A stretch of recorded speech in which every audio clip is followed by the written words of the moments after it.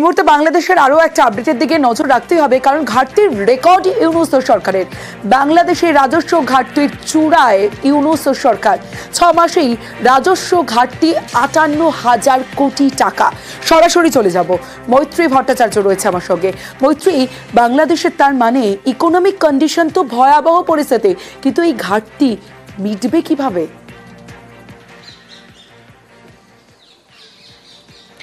দেখো, এই ঘাটতি মেটার কিন্তু এই মুহূর্তে কোনো দিশা নেই। তার কারণ যখন ইউনূস সরকার ক্ষমতায় এসেছিল তখন এই বিষয়টাকে উল্লেখ করা হয়েছিল যে বাংলাদেশের যে আর্থিক অর্থনৈতিক অবস্থা, সেই অবস্থার পরিবর্তন করবে ইউনূস সরকার এসে। কিন্তু যেটা দেখা গেল গত 6 মাসে তাদের সরকারের আমলে আইন শৃঙ্খলার যা পরিস্থিতি রয়েছে, যার ফলে ব্যবসা বাণিজ্য একটা বড়সড় ধাক্কা খেয়েছে বাংলাদেশ।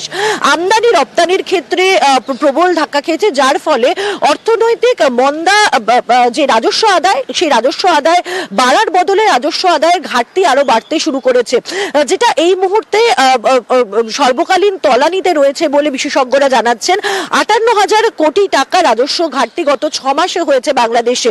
এবং এর সঙ্গে সঙ্গে উৎপাদন বৃদ্ধির হার কমেছে, আর্থিক বৃদ্ধির হার কমেছে, এবং যে বিভিন্ন আর্থিক বৃদ্ধির ক্ষেত্রে যে সমস্ত মার্কারগুলো থাকে এই মুহূর্তে সেই সবটাই মন্থর জায়গায় রয়েছে, এবং সেটা সবকটাই কিন্তু পিছিয়ে রয়েছে। ফলে এই পরিস্থিতিতে দাঁড়িয়ে শুল্ক কর বৃদ্ধি করছে ইউনূস সরকার, যাতে তারা তাদের এই রাজস্ব ঘাটতি মেটাতে পারেন। কিন্তু শুল্ক কর বাড়ানোর ফলে কিন্তু সাধারণ মানুষের উপরে আরো চাপ পড়া। ইতিমধ্যেই আমরা দেখেছি যে বাংলাদেশে মূল্যবৃদ্ধি এমন একটি পর্যায়ে গিয়ে পৌঁছেছে যেখানে সাধারণ মানুষের নাভিশ্বাস অবস্থা হয়ে রয়েছে, এবং সেখানে যদি শুল্ক কর এই অন্তর্বর্তীকালীন সরকারের তরফ থেকে রাজস্বের ঘাটতি যেটা ম্যানেজ করা আছে সেটার জন্য যদি বসানো হয়, তাহলে সাধারণ মানুষের উপর চাপ আরো বাড়বে, এবং সেক্ষেত্রে অর্থনৈতিক মন্দারও কিন্তু সমস্যা আরো বাড়বে, এবং সাধারণ মানুষের বিপদ আরো বাড়বে।